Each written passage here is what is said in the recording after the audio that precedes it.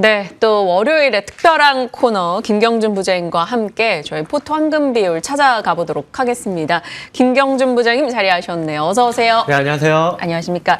이번 한 주 또 7월의 시작이기도 한데 지금은 어떤 포트 비율을 짜고 계시는지 궁금해요. 네, 지금 6월 달에 외국인의 유동성이 정책적으로 들어와서 이제 급등을 일으킬 거다라는 부분들이 맞아 떨어졌는지 시장이 굉장히 활기차다가 지금 이제 7월부터는 리밸런싱을 하겠습니다라고 말씀드렸고, 이제 리밸런싱 된 종목들 어떻게 나눠야 될지에 대한 고민을 주말 내내 한번 해봤습니다. 네. 앞쪽에 이제 코어 종목군이라고 정해놨었고 532로 해가지고 중간에 외국인 또는 기관의 리밸런싱, 이게 엔드가 아니라 또는에 집중해 보셔야 됩니다. 외국인 같은 경우에는 탑다운으로 뭔가 섹터 단에서 가져갈 부분들을 채우는데, 지금의 기관의 리밸런싱은 밑단에서 이제 바텀업 쪽으로다가 뭔가 턴어라운드가 있든 개별 종목에 호재가 있다라고 하면 미리 선침해를 해 나가는 모습을 보이고 있고, 그 맨 끝단에 기존 주도주를 선별해가지고 한번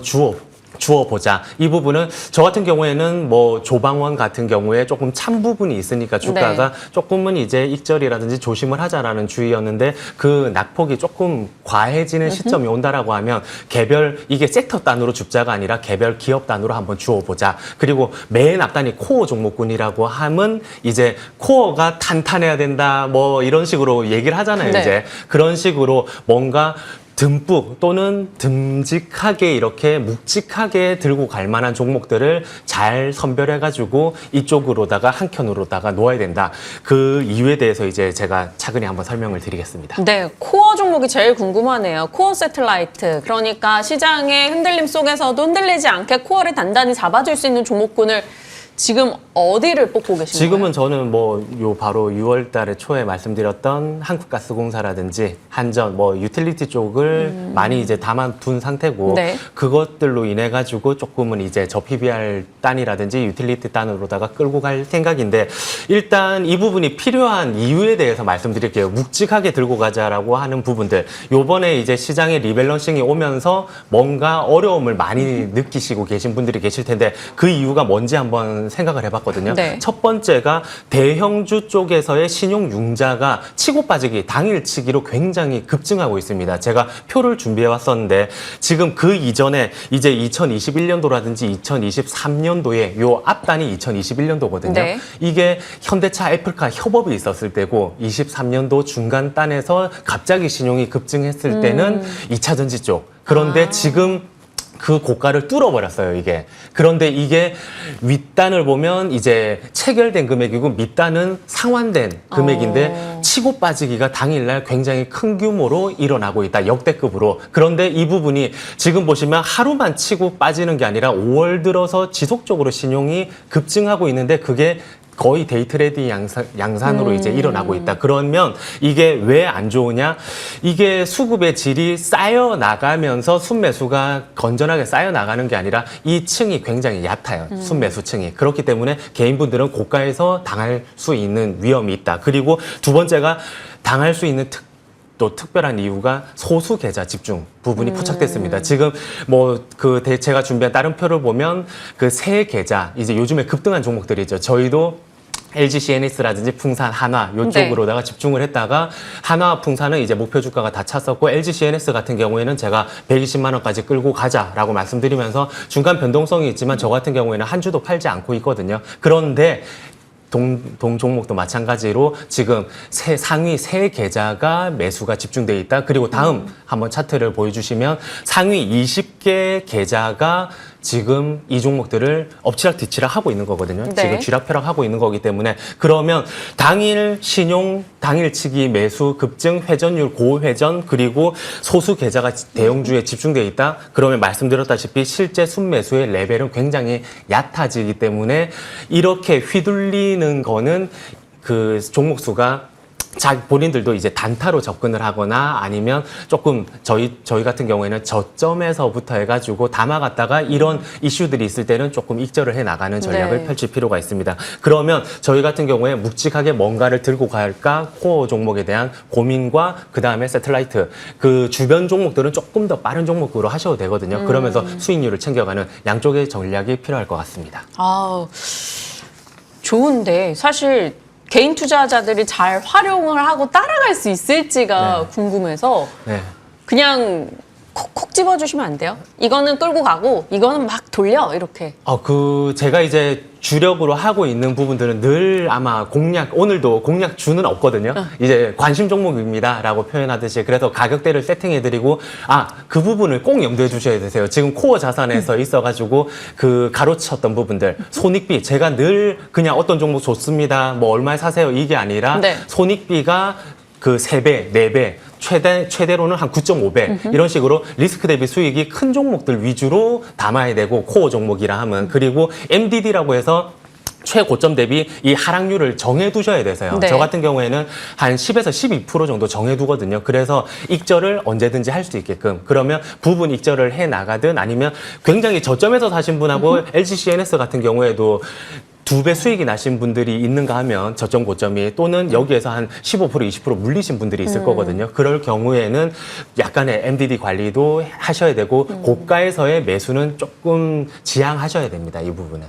네, 요즘 장에서는. 그래서 제가 될 수 있으면 지금의 바뀐 리밸런싱의 컨셉은 이렇게 잡습니다라고 요번에 말씀드리지만 더욱 구체적인 거를 하나씩 물어보겠습니다. 네, 그러면 하나씩 물어주실 동안 기존에 말씀드렸던 종목들 AS도 하나씩 쌓아가 보도록 하죠.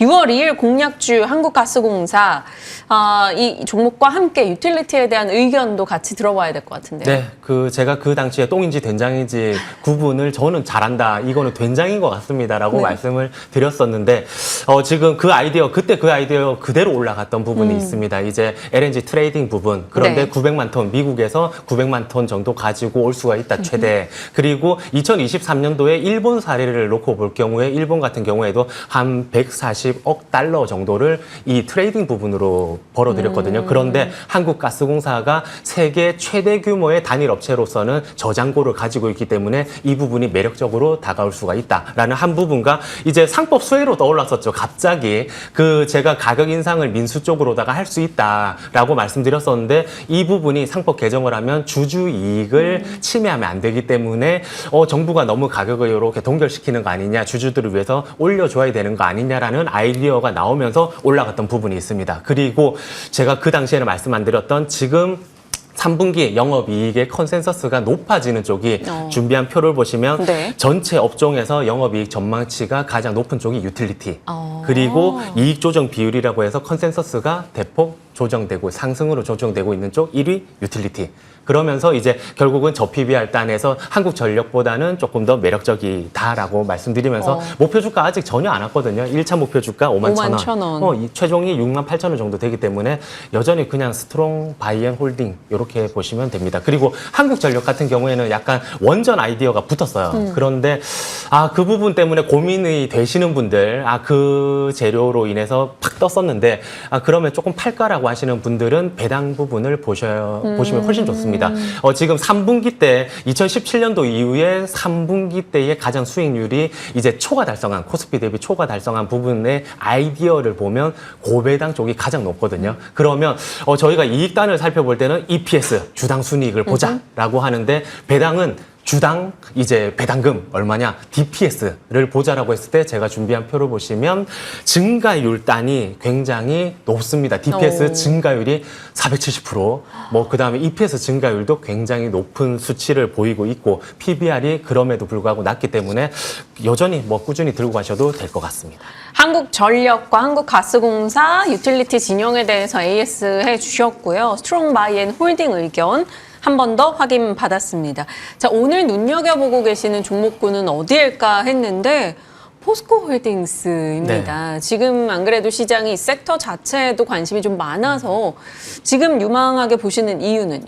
지금 제가 공략주로 딱 해가지고 가격 세팅을 안 한 이유 자체가 보고는 있는데 이제 살펴보니까 이제 조금 더 스터디를 해보자라고 보고는 있는데 저는 이제 말만 하는 방송 전문가보다는 실제로 고객 자산가들을 이제 트레이딩을 해드리기 때문에 그렇게 됐을 때 제가 샀거나 살 종목을 가격 세팅을 해드리는데 아직은 그게 아니기 때문에 아이디어만 공유하자는 차원에서 들고 왔고 일단 2분기 실적 컨센서스가 그 좀 다소 약하거든요. 그렇기 때문에 요 2분기만 지나고 나면 그런데 제가 전체 증권사 레포트를 봤을 때 가장 추정치 전망이 내년도가 굉장히 센 증권사가 삼성증권이에요. 네. 굉장히 영업이익이 올라가고 EPS 그로스가 크면서도 PBR이 낮은 지금 PBR이 0.4배라고 나와 있는데 이 글로벌 쪽에서의 이쪽에서의 평균 이쪽에 이제 철강이라든지 이쪽에서의 그 피어 그룹의 그 PBR이 0.8배거든요. 그런데 이 부분은 0.4배이기 때문에 그 부분에서도 매력이 있는데 세 가지만 딱 보시면 됩니다. 일단은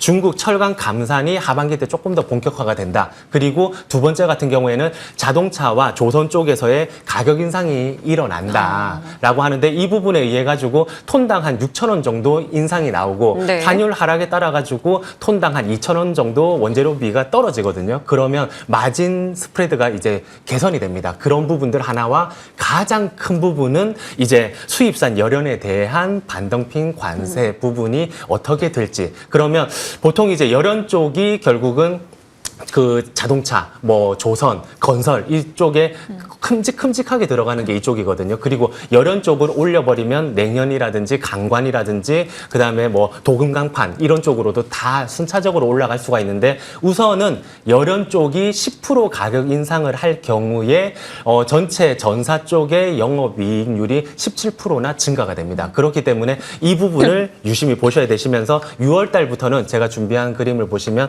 외국인 기관의 수급이 굉장히 개선되고 있다. 그렇기 때문에 요 부분을 PBR 단내에서도 저렴한 구간이니까 보자. 그리고 마지막으로 아이디어가 여담으로 트럼프가 이제 감세안을 통과를 시키면서 여기에 나온 게 100% 감가상각을 적용해주자라는 부분이라든지 아니면 뭐 이제 세금적인 부분을 투자세에 공제를 해준다거나 이런 부분이 있는데 100% 감가를 적용해주는 부분이 굉장히 커요. 뭐 10년에 나누든 30년에 나누는 부분을 한 번에 감가를 적용해가지고 그 세전 이익에서 떨궈 버리면 그 세금 낼 게 굉장히 확 줄어들거든요. 그렇기 때문에 자본 집약적인 화학이나 철강 쪽에 굉장히 좀 유리한 측면이 있다. 그렇기 때문에 이 부분을 주가가 움직이거나 할 때 한번 이 아이디어로 저랑 같이 이제 매수를 할까를 고민해 보시면 좋을 것 같습니다. 네, 공부할 수 있도록 포스코홀딩스에 대한 아이디어를 주셨고요.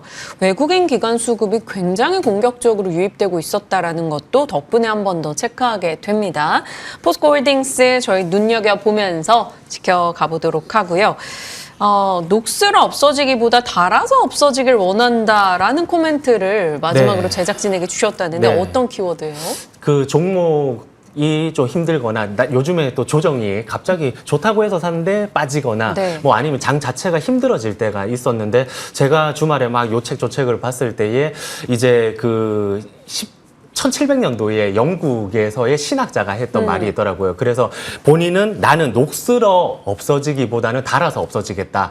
그 말은 가만히 있으면 녹슬잖아요. 그런데 막 움직이다 보면 조금 소모가 되겠지만 달아 없어지는 부분이 있듯이 뭔가 투자가 조금 힘겨울 때일수록 투자의 이 페달을 힘차게 같이 한번 밟아보자라는 뜻에서 준비해봤습니다. 네, 화이팅 하자라는 네. 한 주의 시작에 힘을 좀 실어주는 내용이 아니었을까 싶어요. 메리츠증권 도곡지점의 김경준 부장과 함께했습니다. 고맙습니다. 네, 감사합니다.